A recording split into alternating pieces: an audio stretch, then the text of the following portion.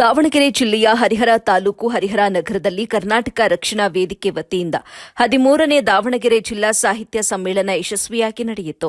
ಸಮ್ಮೇಳನ ಯಶಸ್ವಿಯಾಗಿರುವುದಕ್ಕೆ ಸಮ್ಮೇಳನದ ಸರ್ವಾಧ್ಯಕ್ಷರಾದ C V Patil, ಜಿಲ್ಲಾಧ್ಯಕ್ಷರಾದ B Vamadevappa, ಪ್ರಗತಿಪರ ಚಿಂತಕರಾದ ಎಚ್ಕೆ ಕೊಟ್ರಪ್ಪ, ದಾವಣಗೆರೆ ಜಿಲ್ಲಾ ಗೌರವ ಕಾರ್ಯದರ್ಶಿಯಾದ ರೇವಣಸಿದ್ದಪ್ಪ ಅಂಗಡಿ ಹಾಗೂ ಹರಿಹರ ತಾಲೂಕು ಸಾಹಿತ್ಯ ಪರಿಷತ್ನ ಅಧ್ಯಕ್ಷರಾದ ಡಿಎಂ ಮಂಜುನಾಥಯ್ಯ, ಗೌರವ ಕಾರ್ಯದರ್ಶಿಗಳಾದ ಬಿವಿ ರೇವಣ್ಣ ನಾಯಕ್, ಚಿದಾನಂದ ಕಂಚೀಕೇರಿ, ಸಂಘಟನಾ ಕಾರ್ಯದರ್ಶಿ ರಿಯಾಜ್, ಕಾರ್ಯಕಾರಿ ಸಮಿತಿಯವರಿಗೆ ಗೌರವ ಸಮರ್ಪಣೆ ಮಾಡಲಾಯಿತು.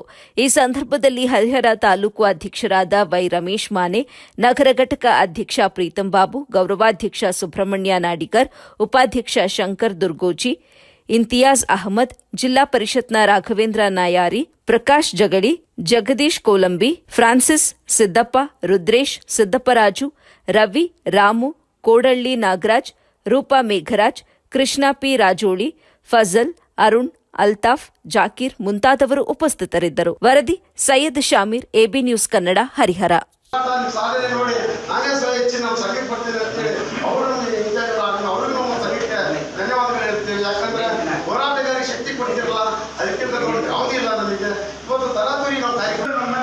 ಉತ್ಸಾಹಿ ಯುವ ಕವಿಗಳು ಆಯಿತು, ಸಾಹಿತಿಗಳು ಆಯಿತು, ನಮಗೆ ಅವಕಾಶ ಕೊಡ್ರಿ ಅಂತೇಳಿ ಅವರೆಲ್ಲ ಬಸ್ ತಗೊಂಡು ಹೋಗುವಂಥ ವ್ಯವಸ್ಥೆಲಾಗಿದೆ.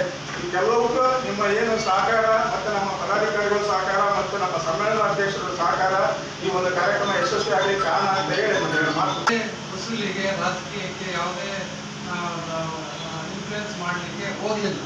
ಸುಮ್ಮನೆ ತಮ್ಮ ಪಾಡಿ ತಾವು ಕೆಲಸವನ್ನು ಮಾಡ್ಕೊಳ್ತಾ ಬಂದಿದ್ವಿ. ನಾನು ಸಕ್ರಿಯವಾಗಿ ಕಾರ್ಯಕಾರಿ ಸಮಿತಿಯಲ್ಲೇ ಇದ್ದುದರಿಂದ ಪ್ರತಿ